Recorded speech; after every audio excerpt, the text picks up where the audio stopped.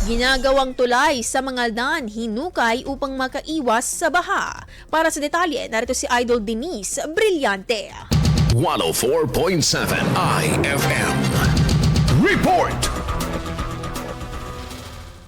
Pinalawak ang daluyan ng tubig sa ilalim ng ginagawang tulay sa barangay Salisay, Dagupan City matapos tumaas ang level ng tubig sa mga ilog sa lugar. Ayon sa barangay, bagaman may mga pipes sa ilalim ng tulay, masyado naman umanong masikip ang dinadaluyan ng tubig dahilan upang bumagal ang agos nito. Dahil dito, ang sobrang daloy ng tubig ay umaabot hanggang barangay Anulid na nagiging sanhi ng pagbaha sa kanilang creek. Ayon kay Samuel Gorospe, residente at isang barangay tanod ng Anulid, hinukay ng barangay ang bahagi ng itinabong lupa upang mapalawak ang daluyan ng tubig. Ano yun, may PVC na daanan din ng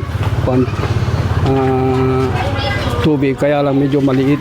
Kaya pinukay namin ng kunti doon sa para mabawasan yung dumarating na tubig dito sa barangay namin. Aniya, ang tubig ay umaagos mula sa mga kalapit na barangay tulad ng Banlag, Kanawang at Alitaya. Dagdag pa niya, malaking tulong ang proyekto upang mapigilan ang labis na pagpasok ng tubig baha sa kanilang lugar, lalo na tuwing malalakas ang pag-ulan. Nakatulong din po. Yun talaga ang problema namin pag hindi hukayin yun talagang problema kami dito sa tubig. Inaasahang matatapos ang konstruksyon ng naturang tulay sa buwan ng Disyembre. Bukod sa pagpapalawak ng daluyan ng tubig, inalis din ng barangay ang mga basurang nakabara sa Payas Creek upang higit na makaiwas sa pagbaha. Kasama mo mula rito sa IFM News Dagupan. Ito si Idol Denise Brillante, Tatak, IFM.